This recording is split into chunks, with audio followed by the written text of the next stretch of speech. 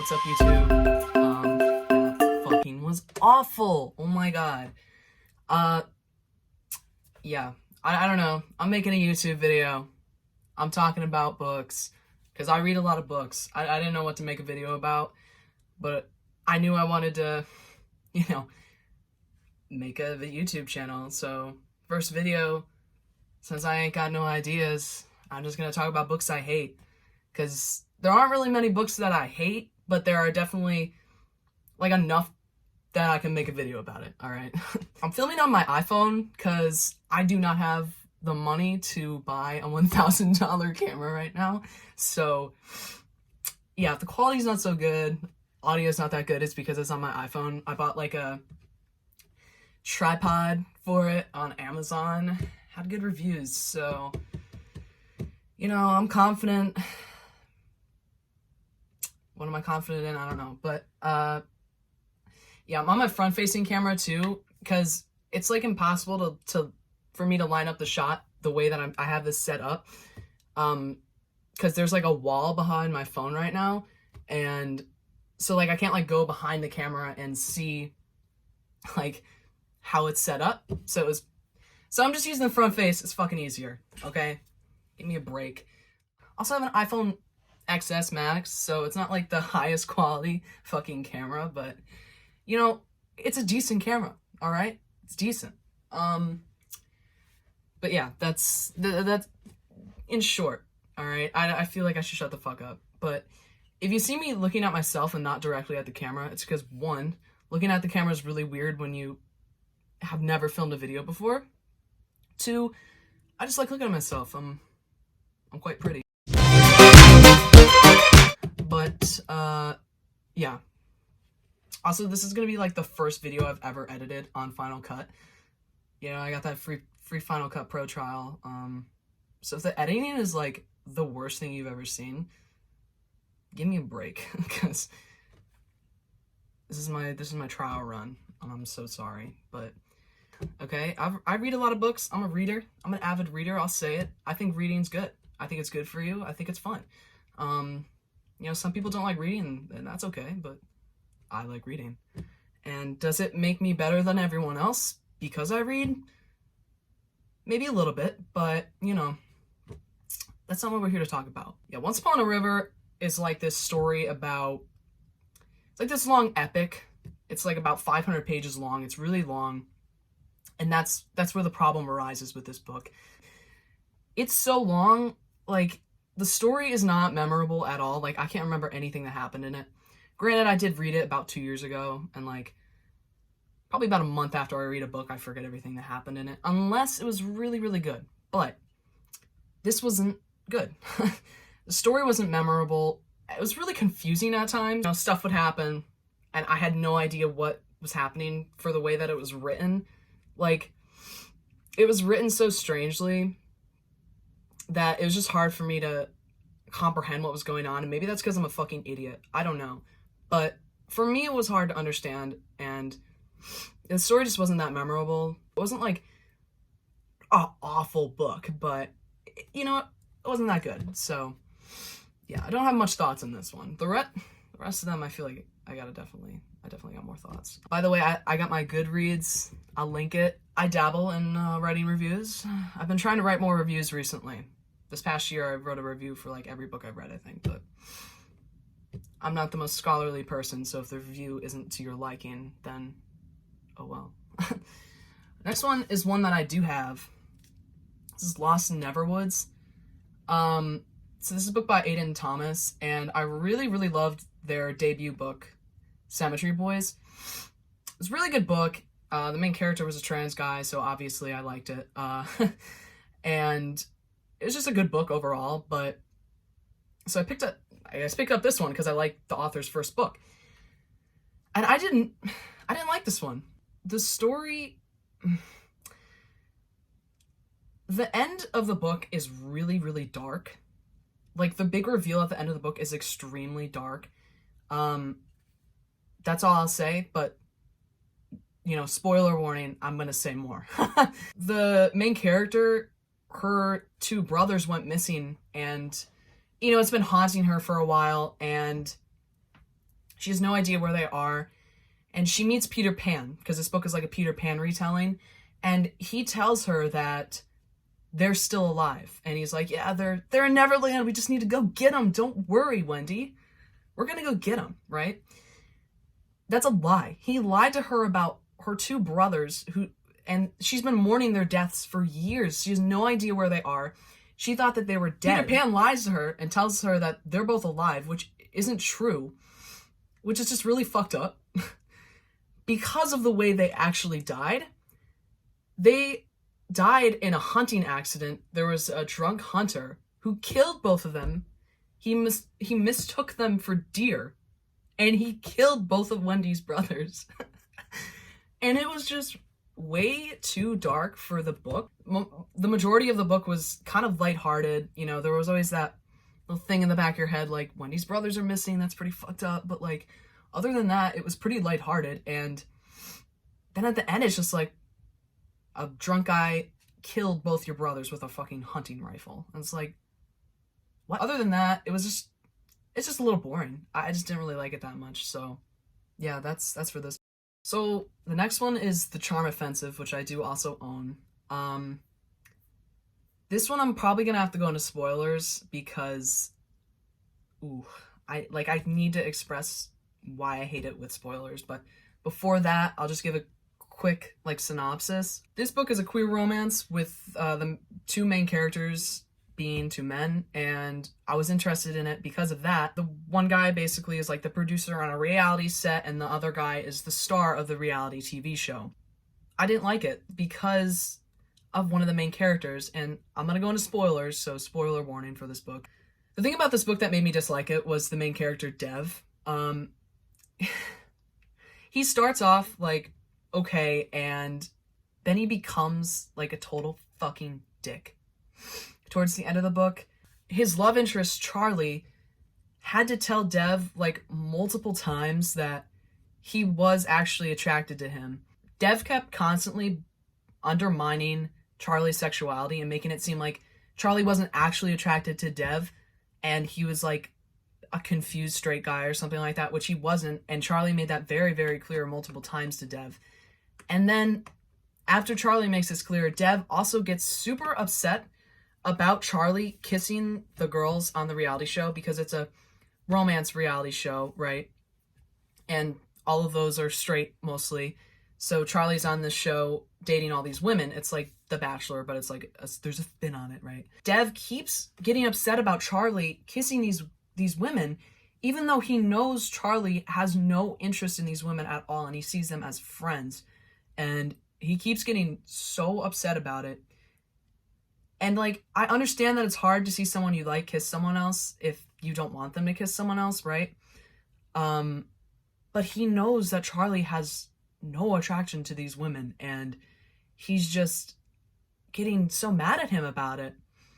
And I don't know why. At the end of the book, the main producer of this show, the executive producer, Maureen, she blackmails Charlie and one of the other girls on the show to stay on the show. So the one girl on the show says that she wants to leave the show, and Charlie also confesses to Maureen, the producer, that he's gay, and they both want to leave the show, and Maureen blackmails both of them and says, if you leave the show, I will make sure that it is edited in the worst way possible to show all of your flaws to everybody, which, reality shows already kind of do that, but in a really bad way. Dev is not there for anybody, not there for Charlie, the person he's been dating, and he is not there for any of the girls on the show who are being affected by this. He leaves the show in the middle of filming, and he goes to his parents' house, and he does not contact anyone for 3 months. I'm talking 3 whole months. He does not talk to anybody except for his fucking parents. The thing about this is, he's stated a couple times during the book that he needs to get better. His mental health needs to get better. And that's not how you get better, by cutting off everyone. But he's seen a therapist now, so it's okay that he cut everyone out of his life, right? No, it's not. You can't just use therapy as an excuse. Well, I'm in therapy, so I can be a fucking dickwad to everybody. No, Dev, that's not how that works. Dev goes to the final taping of the show to confront Charlie, because the show takes a turn. You know, Maureen gets, like, canceled or whatever the fuck, and they end up, like, revealing that Charlie's gay and all the shitty stuff that happened on the show. Dev comes onto the show and confesses that he loves Charlie. Somehow, Charlie forgives him. I don't know how, but he forgives him after Dev left him to dry. Left him to dry? Left him out to dry, whatever that fucking saying is. And Charlie was a really cute character. He seemed like he's a nice guy and stuff, and like Dev has obvious emotional issues and he does not need to be in a relationship, but whatever. So the next one, I'm going to be pretty brief because I have so many thoughts on this series that I think I'd be here all day if I sat here and gave my thoughts on it. But in short, it's The Monsters of Verity duology by V.E. Schwab. This is actually written by Victoria Schwab because she goes by 2 different names. I just call her V.E. Schwab like all the time, so whatever. I did not like these books. It sucks because the last series I read by her was The Villains duology, which if you haven't read The Villains duology, I highly recommend you do it. It's very good. It's definitely V.E. Schwab's best work. These books have no world building. The characters are super, super flat. They don't develop at all throughout these 2 books. The 2 books are like 500 pages long, which is way too long for what happens in them. They are extremely boring. I feel like nothing happens in these books. First book, I'd have to say, maybe is a little better than the second one. Honestly, I don't even know. But the second one, I got some problems with because V.E. Schwab introduces like 4 new characters in the beginning of the book. And literally, I swear, man, I swear, halfway through the book, the main character, like, she leaves them. And she does not mention, V.E. Schwab does not mention these characters again throughout the entire rest of the book. The main character doesn't mention them. They cross her mind like once, and that's it. But, like, why would you introduce all these characters for them to not even be mentioned at the end of the series? Like, I don't even remember their names because they were so, like, useless, right? There was no reason to introduce those new characters if they were going to just be left like that in the middle of the book and with nothing else given to them, no more development, nothing. They were just there and then they were gone, which is the main thing that bothered me about the second book. But second book has pretty much all the same problems as the first one does. No world building. Plot is so excruciatingly slow. I just can't be bothered with it. The next 2 I'm going to be pretty brief about because I really don't have that much to say about them. First one is Things in Jars. I did not like this book because it was way too fucking confusing. Like, the writing was so peculiar because it's like a sentence that would usually take 5 words to describe. It took like 15. It's like the author added all these extra unnecessary wordings to make stuff more detailed and descriptive, but instead of making stuff more detailed and descriptive, it just made it more confusing, and I had a really hard time understanding what was going on. This book was just confusing. I don't really remember anything about it. I wouldn't recommend because it was confusing for me, and I know some other people have found this book super confusing too, but to each their own. The ones we're meant to find. I thought this book was going to be about sisterhood, and I guess it's my fault that I didn't really read the synopsis. It was actually like a sci-fi book, which I didn't think it was going to be a sci-fi book. I thought it was going to be a contemporary. So there was no world building in this book. I hate it when there's no world building in books. Who doesn't? It's really hard to understand what certain aspects in the book were because this book takes place after like a climate disaster, which is an interesting topic, right? Because that's where we're heading, right?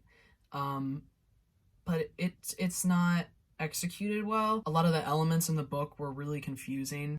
Certain like futuristic, more sci-fi stuff that was fictional, it wasn't explained well, so I had no idea like what it was. I couldn't figure out what any of the shit in the book was about, and it was really frustrating. The writing was also super clunky. It just, stuff was not explained well, and I had no idea what was going on. I really didn't. So next books I own, they're a duology, even though I don't think it should have been a duology. Aristotle and Dante discover the secrets of the universe, and then Aristotle and Dante dive into the waters of the world. Ooh. I'm sure if you're into books, you've probably heard of at least the first one. It's queer romance between two guys. The main problem I had with these books was how absolutely unrealistic the dialogue was. If you've read them, I think you know what I mean. The dialogue was really unrealistic. I've never heard anybody fucking talk like that in my life. Other than that, in the first book, this is kind of like a spoiler, so in the first book, the main character, Ari, his brother, he finds out that his brother, who's been in jail, the reason he's in jail is because he murdered a trans woman. I did not like this aspect of the book, and I didn't like the way it was handled in the second book. And I'm not upset because the main character, Ari, said the T slur. Like, there's nothing, like, I don't care about that. It's the fact that the trans woman's death did not have any other importance in the plot of the story except for the fact that Ari's brother killed her. It was like, there was no thought put into it. I don't even know why it had to have been a trans woman that Ari's brother killed, because, like I said, there was no thought put into it. Ari's brother could have killed a cis person, and the plot of this book would have been exactly the same. There was no need to have Ari's brother murder a trans woman. I found it was out of place because it just wasn't handled well. There was no talk about the transphobia behind the action because it was transphobic. The reason why Ari's brother killed her was because she was prostituting and Ari's brother thought she was a cis woman. So when he saw that she had a dick, he killed her because that's the logical thing to do when someone has different genitals than you'd expect, right? It just wasn't handled well at all. There was no importance placed on the fact that he just brutally murdered this woman, except for the fact that he killed someone, which is why I don't see why he couldn't just killed a cis person. That's the main gripe I have with that duology. Other than that, I just found that the second book was super unnecessary. They started talking about AIDS and stuff, and the topic of AIDS was not delved into enough, from in my opinion. I don't know. I was not a gay guy who was around in the 80s, so I don't know what it was like to experience that, but I just feel like the topic could have been talked about more in the book since it seemed to be a pretty big aspect of the book. So, yeah. And the last one. This one is one that I probably dislike the most out of all of these books, and it's May the Best Man Win. And if you are to not read any of these, it's this one that I don't want you to read. Especially if you're queer or you're trans. Like, if you're LGBTQ, don't read this book. I implore you not to read it. It's just really hard to read. The transphobia in this book is so extreme. It was a lot. I expected it to be a much lighter book, and aspects of it were really light, but then all of a sudden it would get really, really dark. Someone would say something really transphobic to the main character, Jeremy, or they would dead name him, or someone would do something just totally, like, fucked up, and then it would switch to, like, this lighthearted, like, oh my god, we're competing to be homecoming kings. Oh, this is so quirky. We're in high school. It's just the balance of the light and dark was really, really off in this book, which I didn't like. And I didn't get a trigger warning, so obviously I didn't like that. But trigger warning for, like, super transphobia and homophobia, a lot of F slurs in this book. I think this book had great side characters, and if they were the main characters, it would have been a fantastic book. The side characters were all really, really great. I thought they were all good people, And I don't know how they could have forgiven the main characters for everything that they did. The main characters did some pretty bad shit. And I think it's important for LGBTQ people to be written as, you know, people who aren't perfect. And we do bad stuff too, right? Which is okay, but these characters are just bad people. The main character, Jeremy, who's trans and gay, is just a bad person. He did some pretty terrible things in this book, and quick spoiler, one of the main things in this book that happened that was really fucked up to me was Lucas, Jeremy's ex, who is running against Jeremy in the homecoming court for Homecoming King. He posted pre-transition photos of Jeremy in the school, which you should never do that to a trans person, period. But if you want to do something like that, you should definitely ask them for their permission, which Lucas, Jeremy's ex, did not do. So Jeremy's upset, and Jeremy, being upset, obviously decides to out Lucas to the whole school for being autistic, because Lucas has autism. And Jeremy's like, I'm going to tell the whole school that you have autism, which isn't cool. It's like the same thing, Jeremy, that's the same thing as if you went to another school and you were stealth, and then someone threatened to tell everyone that you're trans. That's really bad. And those were like probably some of the worst things that the main characters did in the book. Lucas, I feel like he started off as a pretty okay guy. I liked him more than Jeremy, obviously, because Jeremy just started off as in the book as an asshole. Lucas just eventually turned into this awful, conniving person, and it's really fucked up to read about. The actions that these characters did were just so dark. It's not a lighthearted read at all, which is what the cover and the description makes it seem like. Two exes competing to be Homecoming King. What'll happen, right? It's not like that. It's really dark, and I don't think anyone should read it because it's just not good.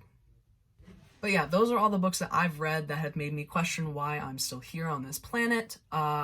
They weren't that bad. I'm just being overdramatic. Hey, if you like this video, give it a thumbs up. Thank you so much. If you like me, subscribe. I'll be making more videos. I'll probably be making some more interesting videos. I just thought this would be a good video to start off. You know, just me sitting down and talking, minimal editing, because, again, I'm not sure how this is going to turn out. Thank you for your time. If you watch this video, really appreciate it. Please subscribe. I will also have my Twitter and my Instagram linked, so you can follow me on there. I hope you all like this video. I will be back soon to make more videos, so thank you. Bye.